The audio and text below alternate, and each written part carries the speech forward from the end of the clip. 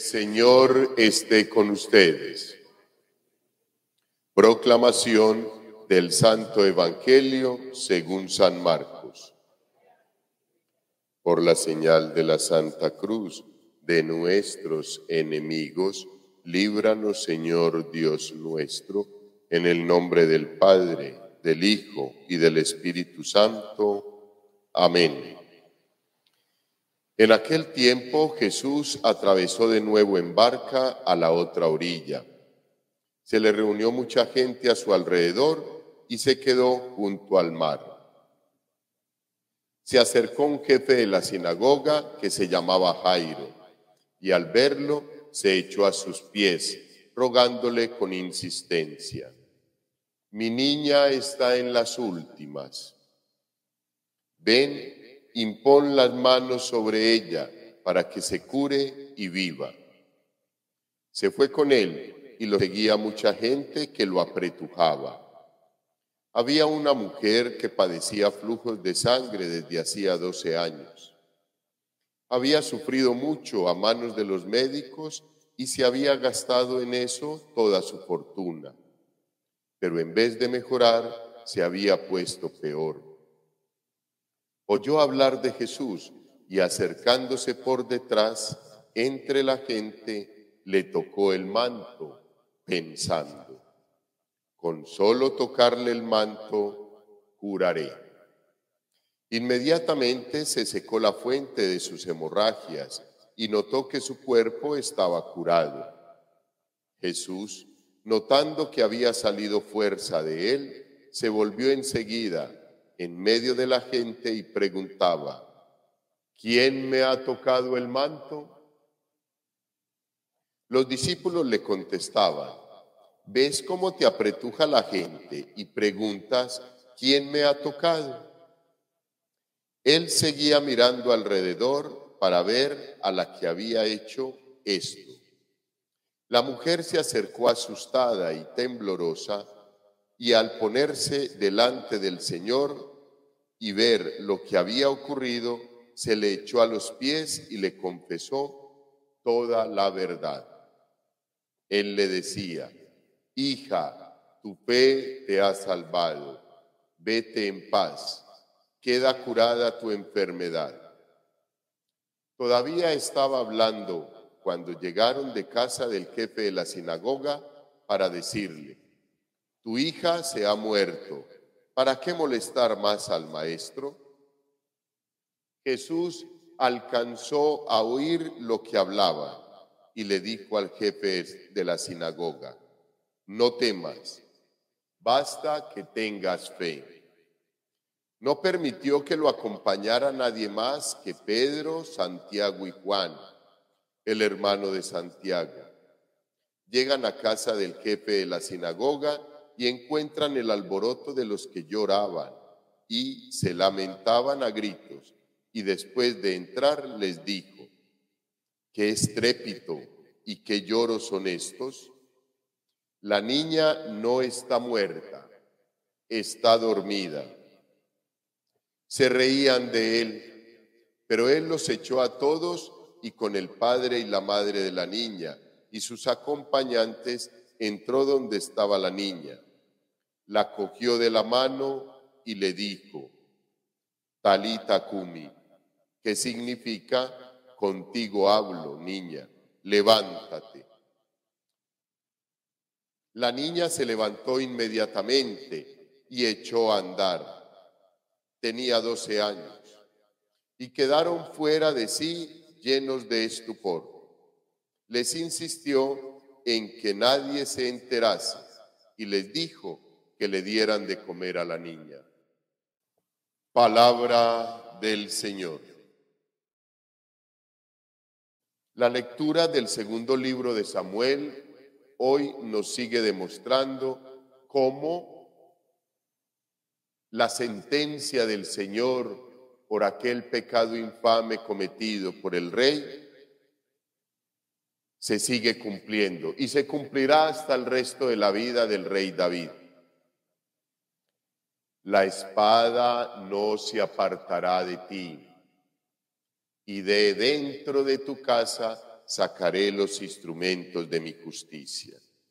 Yo creo que sería importante, queridos hermanos, antes de descargar la responsabilidad de nuestros actos, en el Señor, en Dios, revisar muy bien, muy especialmente nuestra vida, porque ahí vamos a encontrar todo lo que tiene que ver con la realidad que vivimos, la forma en que hayamos sido educados, la forma en que hayamos sido instruidos en la fe, pero luego la forma en como nosotros, en nuestra libertad, hayamos puesto los medios que se nos entregaron en una justa medida, en un justo lugar para poder que nos sirvan como instrumentos para seguir al Señor.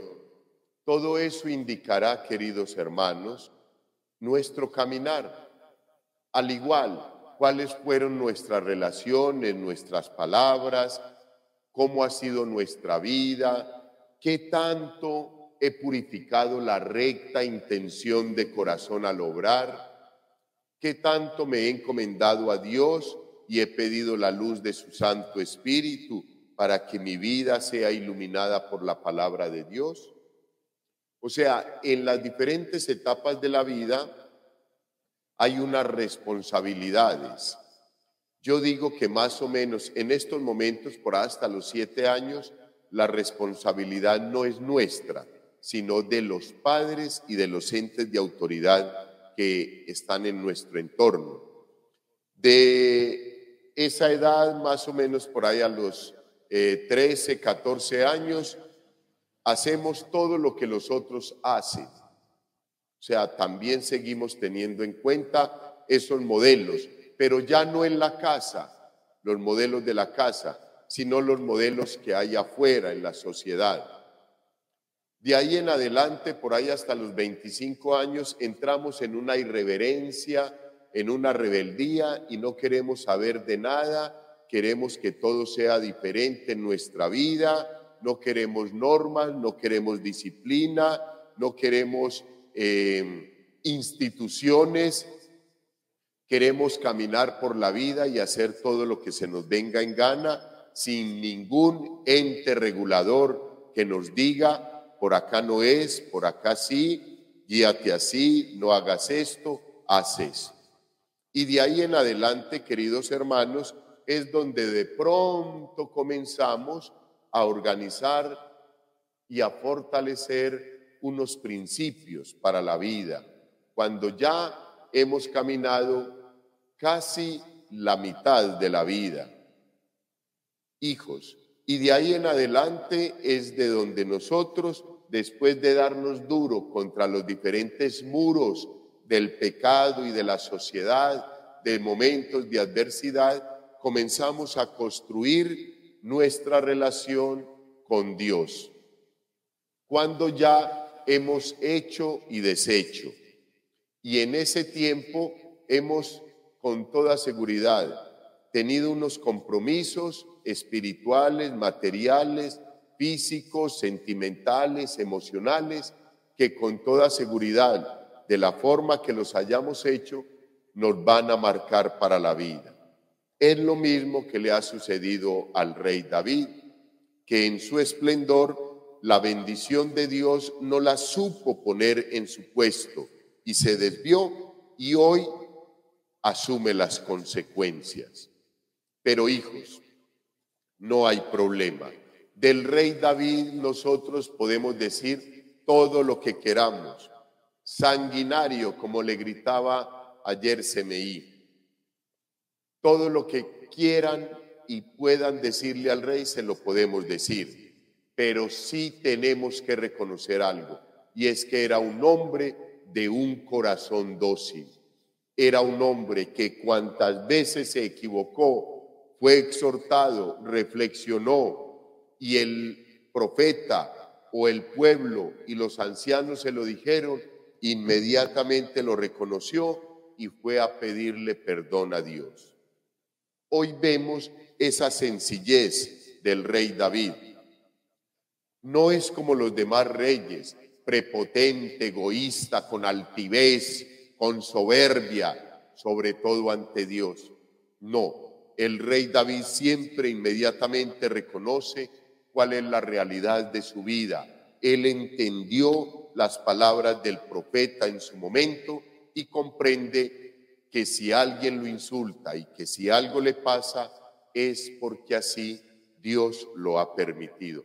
Me parece muy bonito, queridos hermanos. Es que nosotros, en la mayoría de los casos, cuando tenemos que afrontar, tenemos que vivir un momento de adversidad, lo primero que pensamos es que Dios me castigó, que Satanás está en mi vida, que es el demonio.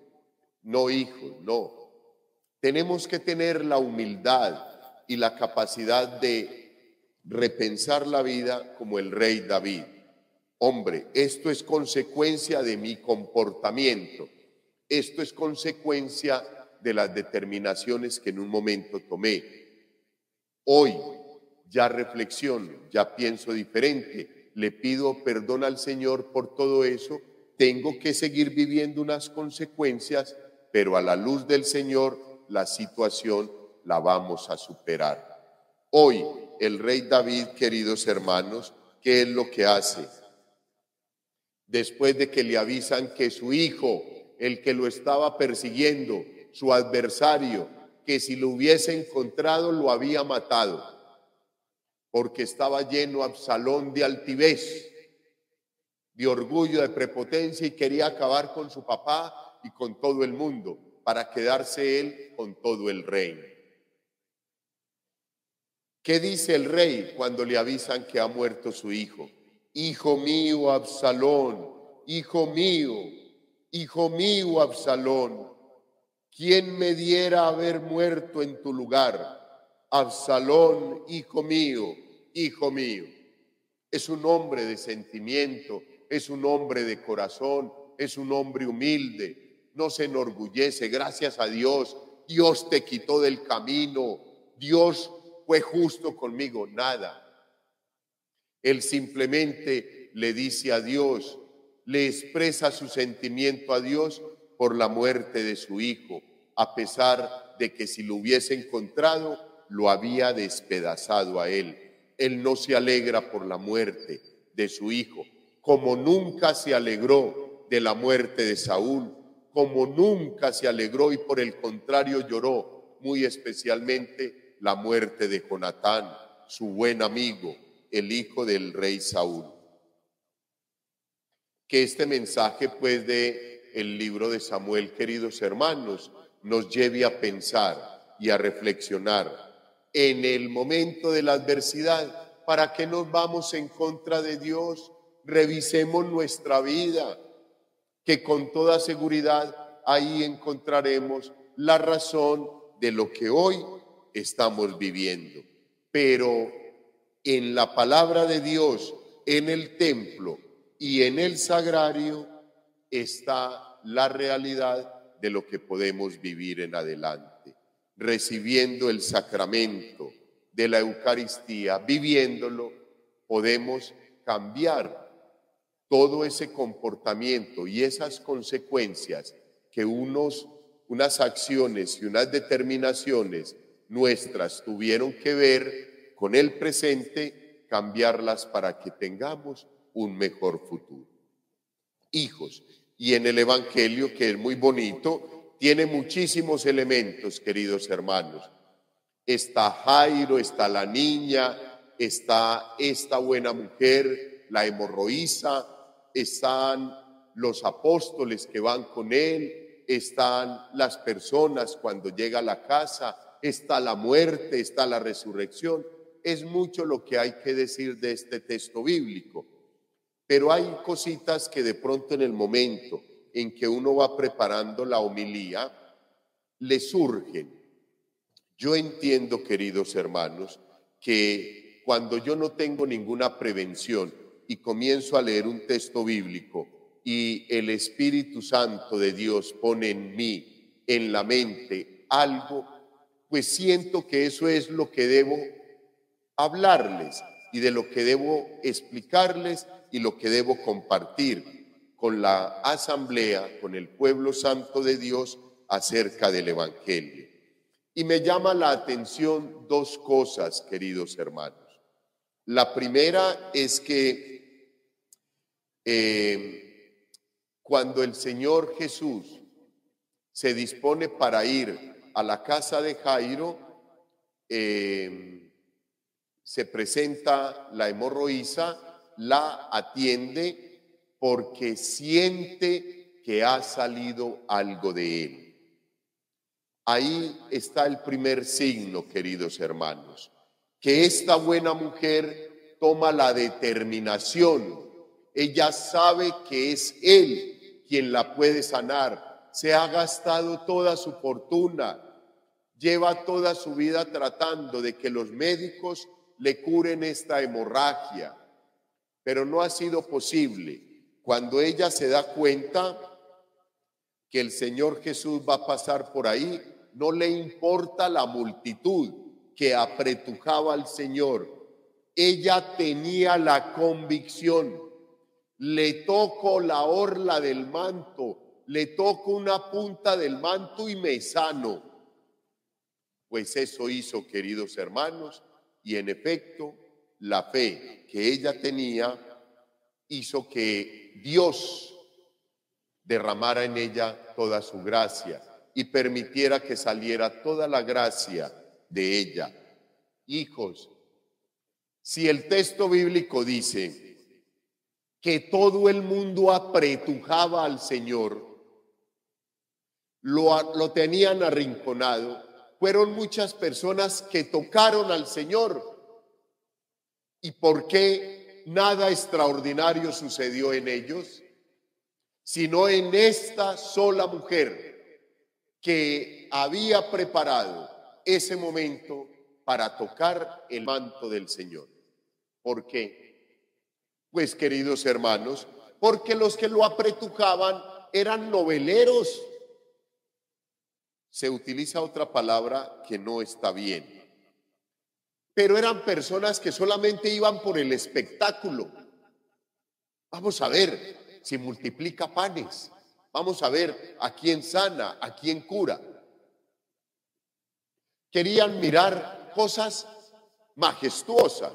Esta pobre mujer, con su enfermedad, dice el texto bíblico, se acerca por detrás, se mete entre la gente, le toca el manto e inmediatamente siente que algo sucedió en su vida. Es maravilloso, queridos hermanos. Yo creo que si ustedes han sido juiciositos, pues han tenido la oportunidad de experimentar este momento de una forma diferente. Yo lo experimenté de la forma en que lo hizo esta buena mujer. Yo llegué y me paré por primera vez en un templo atrás, como a ver qué pasaba, Y no fui yo el que tocó el manto y la orla del Señor, sino el Señor que tocó mi corazón. Queridos hermanos, no es sino disponernos de corazón honesta y transparentemente para acercarnos al Señor, y Él ya sabe quién se va a acercar y por qué se va a acercar. Es más, Él nos está atrayendo. Lo que Él está esperando es que tú y yo tomemos la determinación de acercarnos al Señor. Y el segundo elemento, queridos hermanos, me parece muy bonito, porque mientras el Señor se encargaba de este momento tan especial con la hemorroísa, llegan los mensajeros de la casa de Jairo a decirle: vea, hermano, ya la niña murió, no moleste más al maestro, déjenlo en paz que está bien ocupado ahí. El Señor, que escucha todo lo que hacen sus hijos, lo que dicen sus hijos, y ve todo lo que nosotros en el caminar de la vida vamos haciendo, escuchó lo que le dijeron a Jairo y llama a Jairo aparte y le dice: no te preocupes, no tengas miedo, no te preocupes, basta que tengas fe.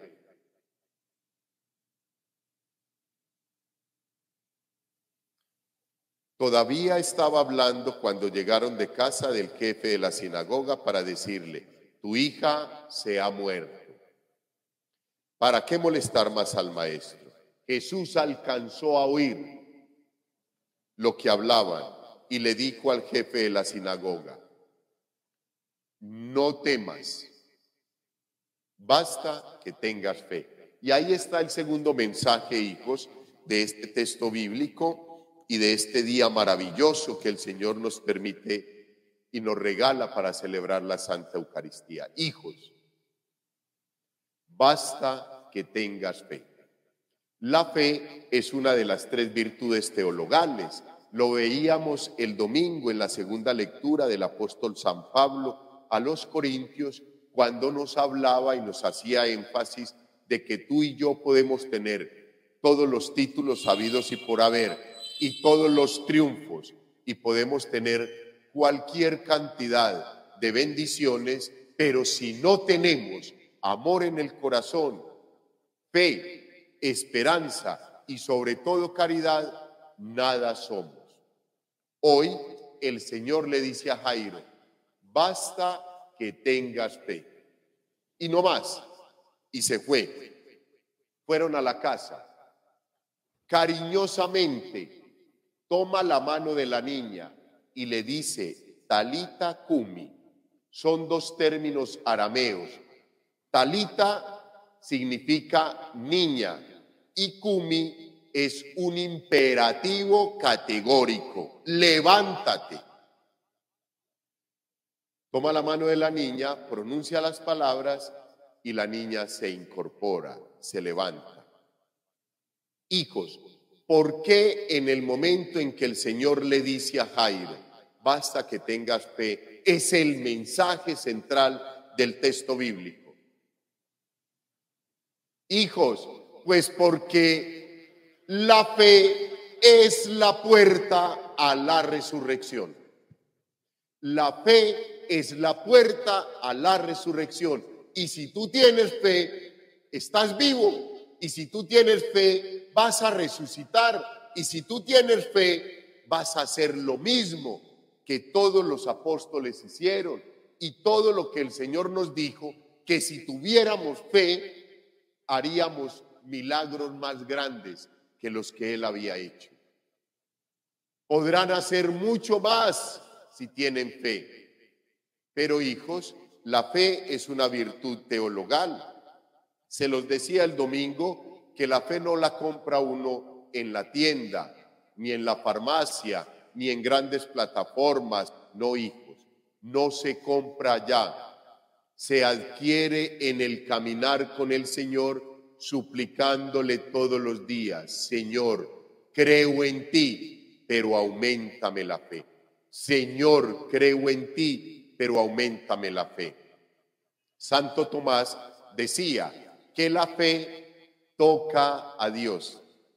La fe, tu fe toca a Dios. Por eso la hemorroísa, que tenía fe de que si lo tocaba, le tocaba el manto, la iba a sanar, cuando se acerca a él y lo toca, Dios siente en su hijo que fue tocado. Y por eso se realiza el milagro. Hijos, para pensar, ¿por qué la relación con Dios? ¿Por qué la relación que tengo con Dios no produce el milagro? ¿Qué me está faltando? Me podrás decir: Padre, nada. Vea, Padre, me confieso cada 8 días. Voy a la celebración eucarística con usted todos los días a las 6 de la mañana. Padre, hago obras de caridad, rezo el Santo Rosario. ¿Listo? Está bien, no hay problema. No hay ningún problema. Espera un momento, basta que tengas fe. Espera un momento que llegue la hora en que el Señor va a actuar para que te des cuenta lo hermoso que es aceptar su santa voluntad y tener calma, no desesperarnos. El Señor va caminando con nosotros. La Santísima Virgen María y San José nos llevan de la mano. Con fe y con esperanza, queridos hermanos, pidámosle hoy muy especialmente al Señor: Señor, yo creo en ti, pero aumenta mi fe. Gloria al Padre, al Hijo y al Espíritu Santo.